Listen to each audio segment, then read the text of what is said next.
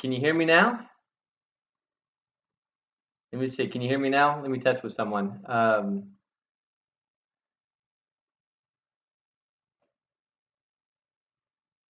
gonna ask my family. Hold on a second. Can you hear me now? Can you? Okay. Oh, I just said so many like touching things to you all, some very kind things, and you didn't hear any of it. Well, sorry. We were trying some new things yesterday, and one of the things I needed to do was to mute this one section of the app we're using, and I forgot to unmute it. Anyway, what I was saying is I really miss you, and I miss being with you all. How you doing? How's things? How y'all been? Uh, how's this week? Are you guys finding new and creative ways uh, to use your time? Have you been finding new games maybe you've made, some ways to get outside? Have you done new things with your family? Has your mom or dad had to cook more recently? Have you had some more home cooked meals? And has it been good? Have you enjoyed them? I'll tell you this, I really miss seeing you all. I miss seeing you face to face. I miss our hugs and our high fives. And I can't wait till this is all over and we're back together because that Sunday, it's going to be a good Sunday. I hope you're excited for that Sunday too. We're going to be looking at a really neat section of scripture tonight. I hope you're excited to study. I'm really excited to study this with you. We're looking at one of my favorite moments in the Bible. And so what you're going to need tonight is a piece of paper. I'm going to be drawing back here. I'm going to try and draw bigger tonight so you can see what we're drawing. And you're going to need your Bible. We're going to be reading some passages tonight. So get your Bible, get a piece of paper, and let's study something that I think it's just, I think it's cool. I think it's a cool section. It's a really touching section. Let me say something. We're gearing this towards our young people, and I've got some really important things for our young people to think about tonight. But I have something for older people. And so if you are older, mom and dads, even some of our older members, if you're tuned in, I've got something for you tonight. And so you need to stay with me and follow along because I have some important questions I need you to answer and think about tonight. So here's what we're going to do to get started. Ready? Nothing too complicated like the talking donkey from a couple weeks ago. I'm just going to draw a man right here. And in his hand, I think I'm going to draw a staff. What's that? Any guesses who that is?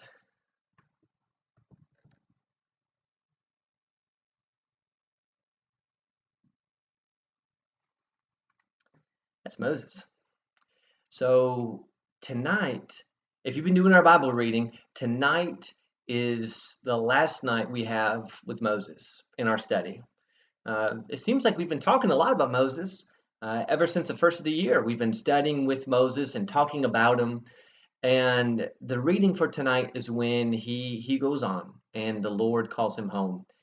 If you're in Deuteronomy, is where we need to be to start. Deuteronomy 34. So in your Bibles, Deuteronomy 34, I want to read just the first few verses. Let's set the scene and see what's going on, and we'll move from there. Deuteronomy 34, beginning in verse 1, says, Now Moses went up from the plains of Moab to Mount Nebo, to the top of Pisgah, which is opposite of Jericho. And the Lord showed him all the land, Gilead as far as Dan, and all Naphtali, and the land of Ephraim and Manasseh, and all the land of Judah as far as the western sea, and the Negev, and the plain and the valley of Jericho, and the city of palm trees, as far even as Zoar. The Lord said to him, This is the land which I swore to Abraham, Isaac, and Jacob, saying, I will give it to your descendants. I've let you see it with your eyes, but you shall not go over there. I'll tell you, Moses is probably my favorite person we read about in the Bible. I don't know about the word character, but he's one of my favorite people I read about in the Bible. I love Moses. I love his tender heart. I love his leadership. I just love his story about where he came from and everything he did for God's people. And so when I read this, I'm kind of a softie anyway, but I get really touched when I read this because everything about Moses' story was leading up to this moment. He was going to get to the promised land and lead them in. And ever since Egypt, he's been talking to them about this land. We're heading to the land. God's taking us to the land.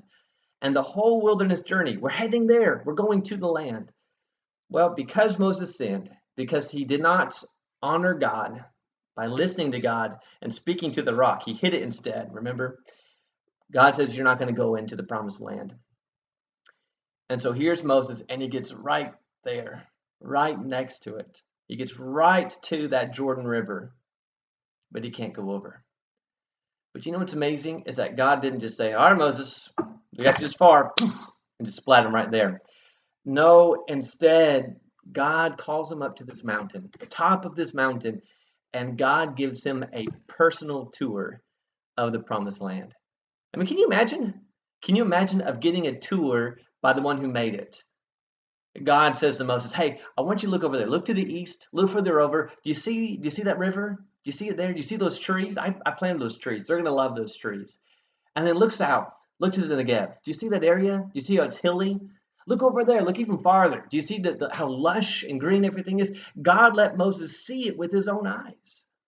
And so here's Moses in his mind and with his eyes, envisioning what it would be like to have God's people claim and live in the promised land. I love that moment. But there's something else that made this easier for Moses. Moses goes up and he's not going to come back down. Moses goes up the mountain and then God will take his life. But there's something else that makes this easier for Moses. One, it's all backwards here. One, God lets him see it. He gives him a tour of the land. But then secondly, there's someone at the bottom of the mountain that's making all of this easier for Moses. Do you know who it is? One person that's making his ending, his departure, easier.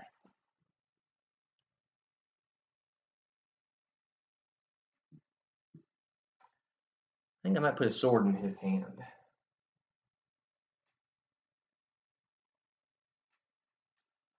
Any guesses on who that might be?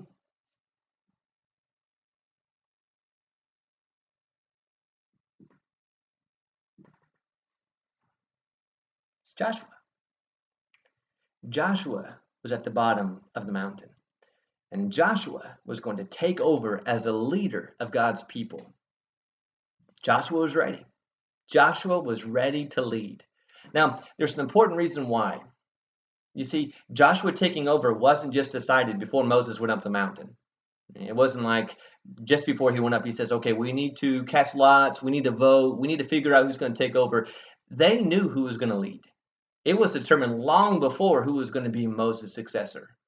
I want you to look at a couple of things. I'm going to write some verses up here, and then we're going to look at them. Okay, some verses that show how Moses prepared Joshua for his role in leadership. There's verses like Exodus 33 and verse 11. Exodus 33 and verse 11. And then there's Exodus 24. All these are going to come out of Exodus. Exodus 24 and verse 13. And then Exodus 17 and verse 9. And then we'll also look at Exodus 17 and verse 14. Ready? I'm going to try and stay out of the way. Let's read these. Let's see what Moses did to get Joshua ready to take over as leader. Ready? This is Exodus 33 and then verse 11. Exodus 33:11 says, "Thus the Lord used to speak to Moses face to face, just as a man speaks to his friend. When Moses returned to the camp, his servant Joshua, the son of Nun, a young man, would not depart from the tent." If Moses is there, Joshua's going to be there. He always wanted to be in his presence, continually around Moses, learning and growing, just being him and observing him. You go to Exodus 24. Exodus 24 and verse 11.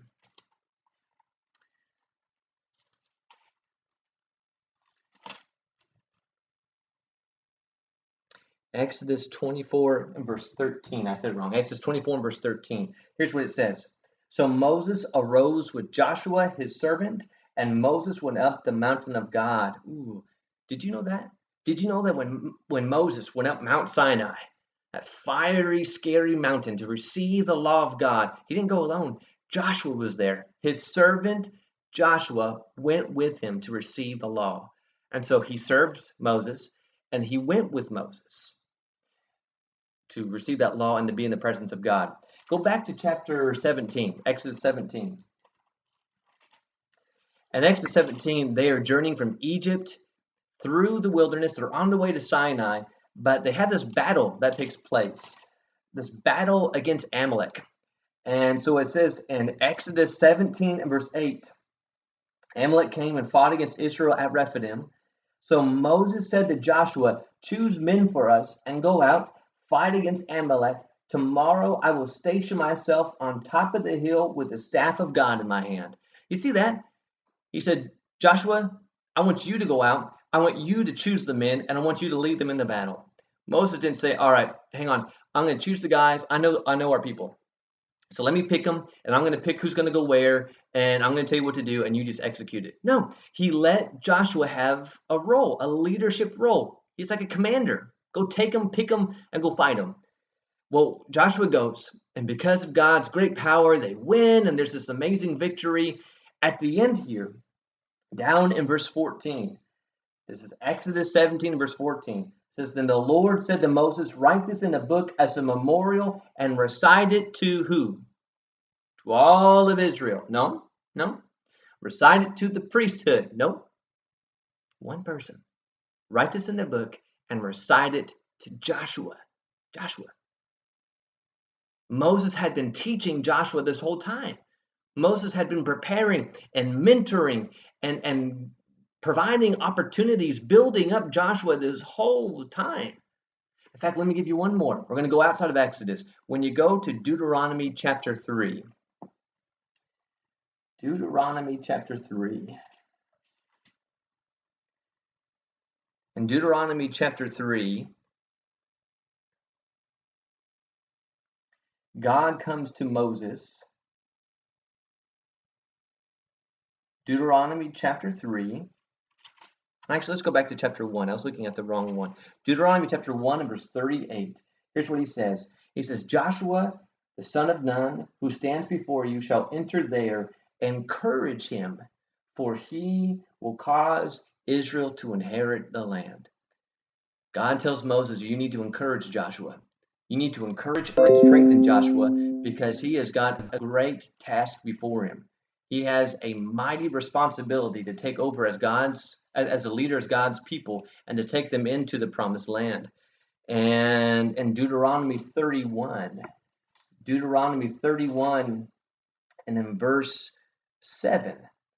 Deuteronomy 31 and verse 7, ready? It says, then Moses called to Joshua and said to him in the sight of all Israel, be strong and courageous, for you shall go with this people into the land which the Lord has sworn to their fathers to give them, and ye shall give it to them as an inheritance. Strengthen Joshua. Moses says, Joshua, be strong, be courageous. You're going to do it. You're going to accomplish it. All right. What's the big deal? What's the point? What is all this about? Moses, who had been the leader of God's people for a long time. Moses, who is seasoned and wise. Moses is preparing the next leader in Joshua. He's working with them all along so that when it's time for Moses to leave, when it's time for his leadership to end, God's people are not going to be without a leader. God's people are not going to be missing wise instruction, wise guidance. He's preparing the next leader so that when he leaves, there's someone ready to step into the role. That's the lesson. Preparing the next generation to follow. You know, this is hard. This is really tough. There are challenges that come to either side of this. I think a lot of you who are studying with me today, you're right here. You're the Joshuas. You're young and maybe young in the faith, and you're full of zeal, ready to take on battles. And yet some of you are over here. You're older, you're wiser, you're leading or have led. You've been in leadership roles before, and you're at a different season of life than those who are younger. The ability to prepare the next generation, though we know it's important, it comes with its share of challenges. I'm writing the word challenges over here, and I'm going to write it over here.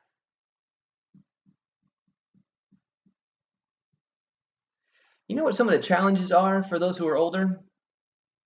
One is a challenge of, can you see me right over here? Hold on. There we go. Connection.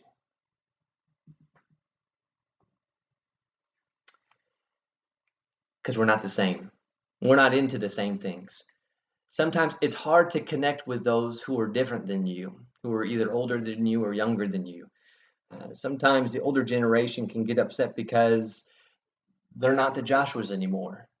They're not able to do what they used to do, and there's some who are coming along who are doing what they did, maybe even doing it better. And it's hard to connect with some who maybe don't have the same interests, the same life experiences. Sometimes the older generation reaches out to try and build a connection, to build a relationship, but after the initial try, it's not really met. The younger generation says, I'm not really sure what they're trying to do. We're not at the same page, and they just give up too easily. They just quit. They don't seem interested. They don't really want to listen to me. And so they just kind of stop. Another challenge is, I'm going to use the word acceptance. And that is just realizing where you are. I don't know what it was like for Moses to climb that mountain, but it must have been hard accepting the fact he was no longer going to be God's leader. Someone else was going to have to be in charge. Someone else was going to have to take over, and there was nothing Moses could do about that. He could be bitter. He could be angry. He could be resentful. And there are some who can't accept the fact that your role has changed. Your time has changed. If you can accept it and help the next generation get ready, great things happen. But there are some who refuse to accept that they have gone from the youth who's active and involved, and now moving more towards a mentoring leader, more in the preparation kind of stage. But here's the challenge. You with me, my young people? You know what some of our challenges are? One of our challenges is that there's not a lot of room, so I'm going to write one word and explain it. I write the word hasty. You know what hasty means?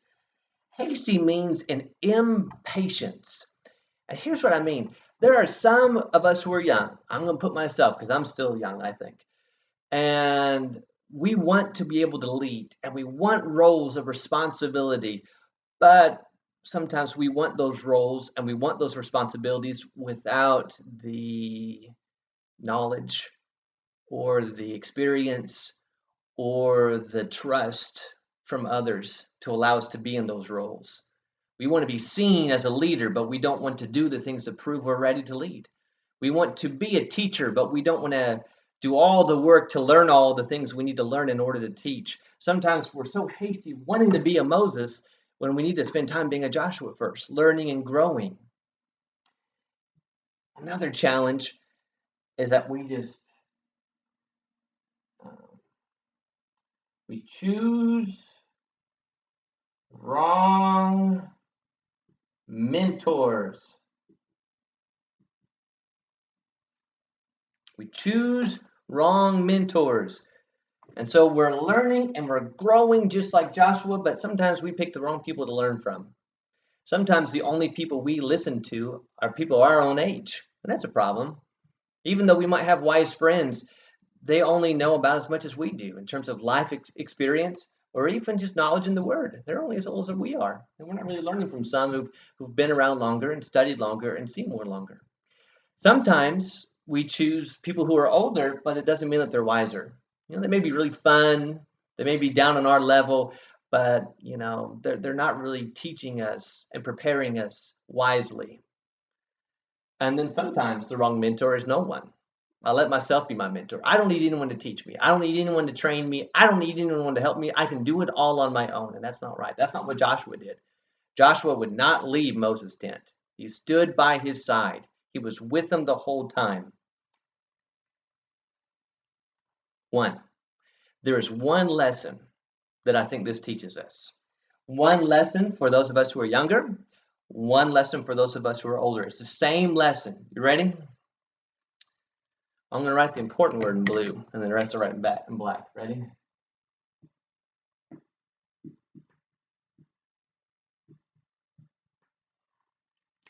Legacy. Legacy doesn't happen by accident.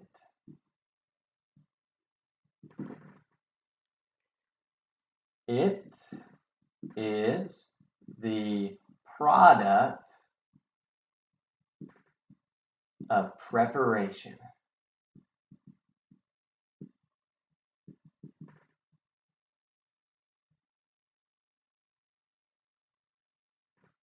There it is. Legacy. Someone ready to lead, ready to work, ready to take over. That doesn't happen by accident. It is a product. It's the result of preparation, taking the time and getting someone ready. All right. Moving this over a little bit. I don't have any more room on my board. I have some things I want to share with you, and you can maybe write them on the bottom of your sheet or just talk about it. Talk about them at home. There was a movie I watched. I'm not going to refer to it here because I'm afraid they're going to shut me off. So copyright infringement. So I'll post it later on Facebook. Maybe you can try and guess what it was. But I saw a movie with my boys a couple years ago. It's a recent movie, and it's a cartoon movie. And I went in just thinking it was going to be a fun racing movie, and it floored me. It is one of my favorite movies now because it teaches this. It teaches this principle that sometimes the greatest reward is not the active service, swinging the swords, leading the people. Sometimes the greatest reward is helping prepare the next generation to come. And I think some of us need to be reminded of that. It's an amazing thing to be in your prime when you're young and you're full of ideas and zeal and you're able to do great things. But there's also such a rich reward of being older and wiser and preparing the next generation to come. So let me start over here. Those of you who may be in your older phase of life, let me talk to some of my Moseses here tonight. Maybe you're a little bit older and you have a lot of life experience and wisdom and knowledge in the word. What must you do? Well, number one, you must provide teaching and opportunities for our young people to grow. You have to provide the teaching and the opportunities for young people to grow. And so you need to let your voice be heard. They don't want to listen to me. They don't want to hear from me. They don't care what I have to say. That's not true. That is not true. We value those who take the time to share what they've learned when it's shared with kindness and love. But the younger generation needs that. We need instruction about how to understand the Bible and apply the Bible and why the Bible is important. We need people to give us opportunities to serve. Give us chances to speak, chances to teach, chances to try things in a more important role. Maybe at home, some more responsibilities. Maybe in the church, opportunities to lead or to teach. We need that. We need the instruction and the guidance through opportunities to try and lead. But the other thing you can do, it's crucially important, is instill confidence. Did you notice again that Moses told Joshua in Deuteronomy 31 verse 7, he says, be strong and courageous. Isn't that interesting? Because in Joshua 1, God says to him twice, to Joshua, be strong and courageous. Here's a question for you. Let me ask a question for some young people. And then maybe those of you who are older can reflect and see if this was you. Is there anything about your future that scares you? It's got you nervous? Some of you are about to be going off to college for the first time this year. That got you nervous? Some of you are contemplating marriage. Does that scare you? Oh, I won't jump on the joke there. Does the idea about being a father scare you? Does the idea about teaching your first Bible class scare you? Does the idea about taking on your first work, your first job, does that scare you? Changes in life can bring fear. It's the uncertainties of the unknown. But when you've been there before and you've been through it and you faced your fears and you let it, you realize that with God on your side, you can do all things. Moses knew how hard it was. I mean, he had been with that people for over 40 years. He knew how they were. He knew what it was like to lead. And so he told Joshua, you got a big task on your hand, but don't be afraid. Be strong and be courageous because you can do it. And if there's something that those of you who are older can instill in those who are younger, courage, confidence. You can do this. We believe in you and we trust in you. We think that the future is bright because of you. And yep, hard times are going to come. Yep, there's uncertainties like church fires and quarantines. But you know what? You can do it. You can do it. We went through some hard times too. And God was with us. And you know what? You have great faith today. And you're working hard today. And I know that the future can be bright because of you. We need that. We need that kind of confidence instilled in us of an older generation who believes in us and thinks well of us. But let's come over here. Ready? My younger friends, ready? I got 3 things you need to write down. Here's number 1. What we need to do. My Joshuas of today. Get out your swords. You ready? Here's number 1. You need to connect to learn. Connect with someone who is older to learn from them. That means you need to learn to ask great questions. I love questions. I love when people ask great thought-provoking questions. You need to connect with someone who is older than you so that you can learn from them.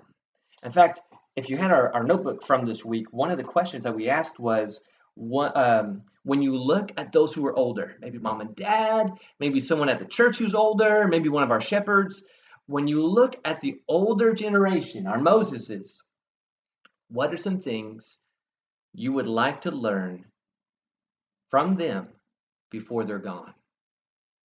When you look at the older generation, what would you like to learn from them before they're gone? It's a great question. You know, that's not just for our 4th and 5th graders or middle schoolers or high schoolers. My 20s, my 30s, my 40s. When you look at the next generation, what do you want to learn from those who are older than us before they're gone? We need to ask some great questions and connect with them. Here's number 2. Ready? Show respect. Show respect to the older generation. We do that, most importantly, by listening to them. Exodus 17 and verse 10, it says that Joshua did everything that Moses commanded him. He listened and he showed respect. Those who are older are going to want to share a lot of stories with us. They want to share their teachings. They want to share their concerns. And if they came to us and they said, hey, I want to share something with you, and we went, yeah, okay. Or if they said, hey, let's get lunch this week, I want to talk with you. And we said, I can't really do it. I don't really have the time. Is that respectful? If we want to learn, if we want to grow, if we want to become a Moses, not only must we ask great questions, but we must show the respect to listen to them and to take what they say to heart. To hear what they have to say and to really take it in. They're trying to teach us and they're trying to prepare us. One of the ways you show respect is by listening. Listening to learn. Listening to grow. And then here's number 3. Be a great example. Be a great example today. Even in your youth, be a great example. Give the older generation nothing to be afraid of for when their time comes. How different would it have been if Moses climbed that mountain and Joshua was a knothead? Joshua didn't care about God. Joshua was just a mess. I mean, Moses had been trying to teach him, and he says, look, Moses, I don't care. I couldn't care less. You're talking about these tablets. You're talking about this law. Nah, I want to go down. I want to go play some cornhole down at the bottom of Sinai. I don't really care about this. You think Moses would have been confident about going up the mountain and leaving? No, me neither. But because Joshua was a man of faith, because Joshua believed in God, because Joshua listened to Moses and grew all along the way, Moses' heart was put to rest. His fears were stilled because Joshua was ready. And we can do that today.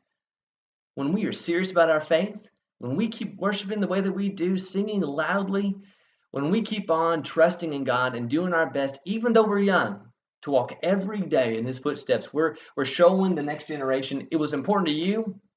Guess what? It's important to us too. And just like you taught us, one day when we have children, we're going to teach our kids. And this is not going to be lost with us. We're going to pass it along too. Be a great example to the next generation. Here's the thing.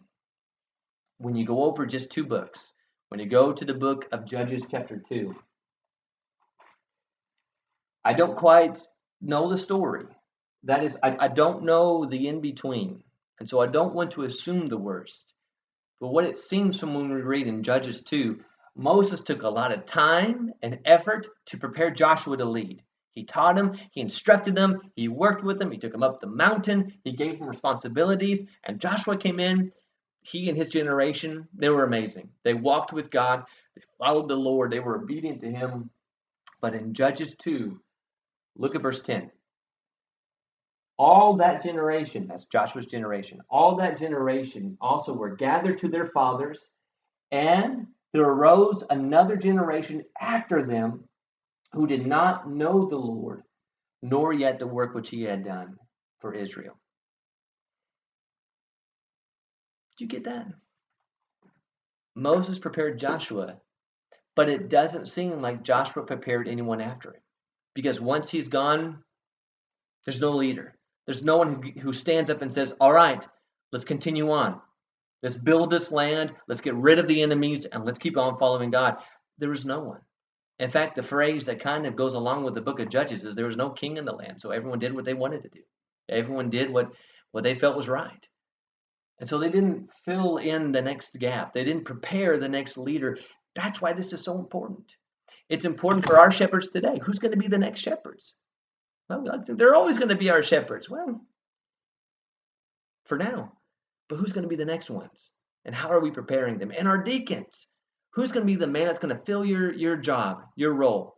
You might not have thought about that. You might have thought, well, I'm just here for this season. But who's going to take your place and do what you're doing? And how can you help prepare them? What about our Bible class teachers? We have some amazing Bible class teachers, especially of our little kids. I don't know how you guys do it all the time, but you are amazing at what you do.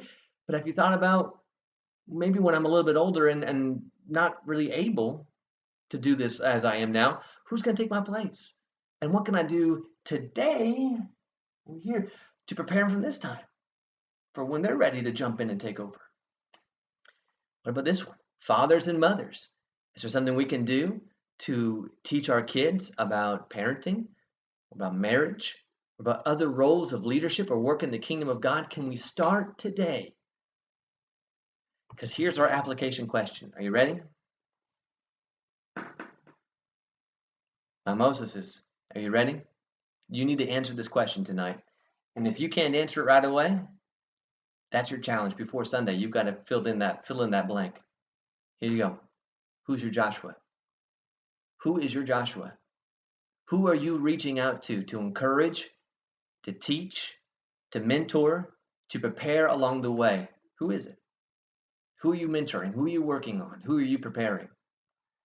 My young friends, are you ready? You got to fill it in. You got to do it with me. And if you don't have someone, it's your challenge to think about it and to try and find a name or two to put in.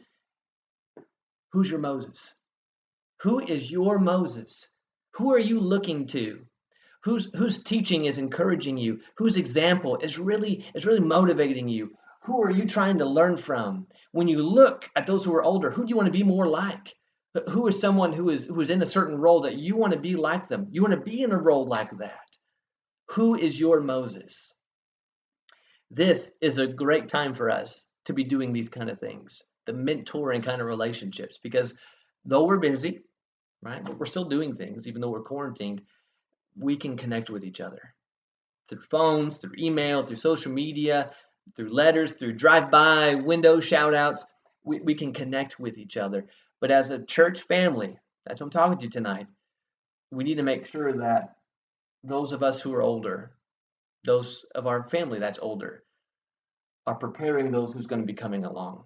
We have a lot of incredible young people, and they need to make sure that they are following in the right footsteps and following the right path as the same path that our incredible older people have taken.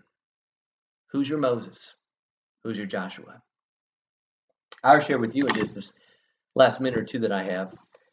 So I am a preacher. As you know, it's impromptu. I didn't really have this written down, so sorry if this is really sketchy. So this is my 10th year of full-time preaching. I took my first role 10 years ago in 2010 in Smedley, Indiana. And before that, I was in a preacher training program. It was taught by my dad. And so I worked with him, and he taught me a lot about preaching. He taught me about studying. He taught me about pulpit work. He taught me about personal work. And so a lot of what I learned from my dad. He's always kind of been a Moses figure to me. But I've had others along the way. In 2009, Ricky Jenkins, he came and did a meeting in Indiana. And I'll never forget, he came up to the pulpit and he put his Bible down, and then he was saying his glowing remarks, as he always does, to kind of start out the lesson. But then he picked up his Bible and he walked away from the podium and he just looked at everyone the whole night. Didn't have any notes. And I was floored, because at that time I was like reading my notes, word for word. And I thought, it felt like to me, he was talking to me. He was speaking to me. I wanted to be just like him.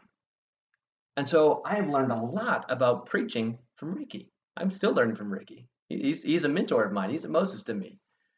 I've learned from a lot of people along the way. There's a lot of men I could put into this position. And I'll tell you, from my position, we have a lot of men in our congregation I'm learning a lot from. I learn a lot from our shepherds. These men are teaching me a lot about leadership. Their wives are teaching me a lot about leadership and about grace. We have some incredible Bible class teachers, and they teach me a lot. Ron Ritchie has taught me a lot this year about preparation and working ahead of the game. There's a lot that you can learn and a lot that you can grow. You'll never get there if you don't surround yourself with the right teachings and the right examples. So before Sunday comes, I don't mind if you share it. You don't have to share it. I didn't do this for anything to be public. This is for you. It's for you to know and for you to pursue. Who's your Joshua? Are you taking the things you've learned and the things you've experienced, and are you sharing it with someone? Even beyond your own household, is there someone in the church that you can share it with? Who's your Moses? Who are you looking to? Who are you learning from? Who are you growing from? Before Sunday, you need to have a name. Because once you get the name, you know what you got to do. You got to get together. You got to start learning and growing and connecting. And I think we'll be blessed if we do. I really enjoyed it. Thank you so much for spending this Wednesday night with me and studying along with me. I really miss you all. And I hope the teachings that Ricky and I are doing, we're working together to try and provide some encouraging thoughts in our devotionals. And so I hope this would be an encouraging to you. That the drawings are somewhat illustrating what we're trying to teach. But just want you to know I love you all and I miss you all. I want to end with this. They might disconnect me, but that's okay, because you can finish at home. Emma's favorite song right now is "Roll the Gospel Chariot." So I'm going to roll the Gospel Chariot with you, and then we'll call the night. But I love you, good church family, and can't wait till we're together again. You ready? Roll the gospel chariot along. Roll the gospel chariot along. Roll the gospel chariot along, and we won't tag along behind. If our brother's in the way, we will stop and pick him up. If our brother's in the way, we will stop and pick him up. If our sister's in the way, we will stop and pick her up, and we won't tag along behind. If the devil's in the way, we will roll right over him. If the devil's in the way, we will roll right over him. If the devil's in the way, we will roll right over him. Then we won't tag along behind.